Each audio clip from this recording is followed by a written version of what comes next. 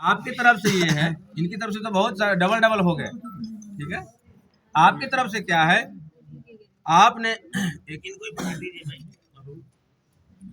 आपका एक ही वचन है, चलेगा? अच्छा, आपकी जो एक है ना वो बहुत स्ट्रांग है, 100 सुनार की एक लोहार की। सुनार को टक टक कर दे, धनुवार एक बार मार एक बस। ठीक है, तो बात क्या है कि जहाँ महिला की खूबी है वहाँ खामियां भी है, कमियां भी। कमियां क्या है कि वो एक ही बात को बार बार कहती है ना। तो इन वचनों में देखा जाए तो ज्यादा कुछ नहीं है, एक ही बातों को कई बार दोहराया गया है ना। ये चाहते तो एक ही वचन में सारा कुछ कह सकते थे, लेकिन जैसा स्वभाव है वैसा वचन है। पुरुष का क्या है, कम बोलता है, कम बोलने में ही बहुत कुछ कह देता है।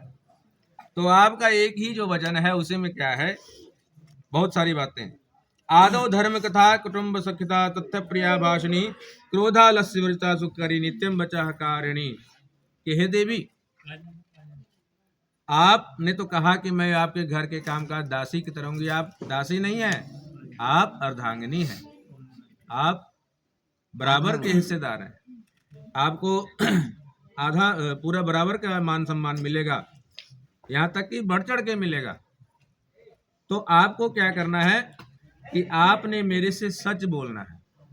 सत्यम ब्रूयात प्रियम ब्रूयात, सच बोलना है और प्रिय बोलना है। सच तो सभी सच प्रिय नहीं होते हैं, कोई ऐसा कड़वा सच होता है जिसका परिणाम बहुत बुरा होता है, लेकिन बोला जाता है बहुत मीठे तरीके से, तो वो सच सच नहीं है। जिसका रिजल्ट अच्छा ना हो वो सच चाहे झूठ बोल दिया जाए वहां पे, लेकिन जिस सच से कलह क्लेश बढ़ता है, झगड़ा झंझट बढ़ता है, किसी की हानि होती है, निर्दोष की हत्या होती है, उस सच को नहीं बोलना चाहिए। महाभारत में भगवान कृष्ण ने कह करके झूठ बुलवाया एक बार युधिष्ठिर से, क्योंकि उसके परिणाम में सारे पांडव मारे जाते। कथा लंबी हो जाएगी, उसको इसलिए उसको छोड़ते हैं। तो सच बोलना है, प्रिय सच बोलना, जिसका रिजल्ट अच्छा हो वो सच बोलना है।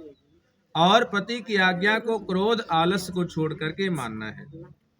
अतिथि का स्वागत सत्कार करना। अतिथि कौन है? जिन्होंने फोन कर दिया, आपने सारी तैयारी कर रखी है, चाय पानी खाना पान सब तैयारी, वो अतिथि नहीं है, वो मेहमान है।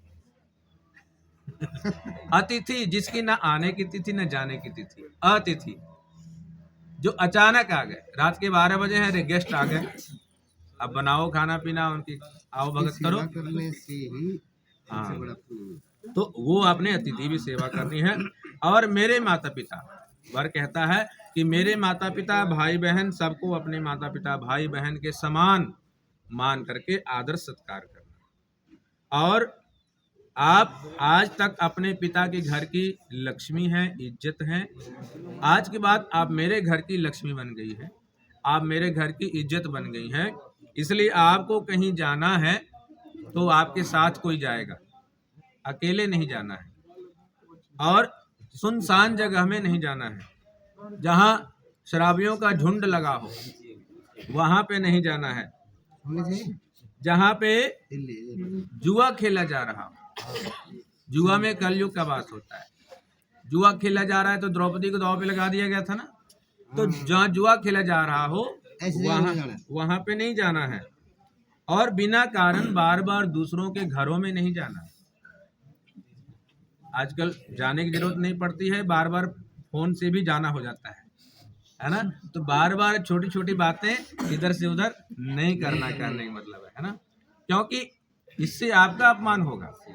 आप किसी के यहाँ बार बार जाओगे, हर बात बताओगे, तो आपका मान सम्मान घटेगा। इसलिए जहां आप कम जाओगे, यहाँ तक कि माता पिता के पास भी आओगे तो मेरी आज्ञा से आओगे, आप मेहमान बन के आओगे, उस रूप में नहीं आओगे जिस रूप में पहले आप रह रहे थे।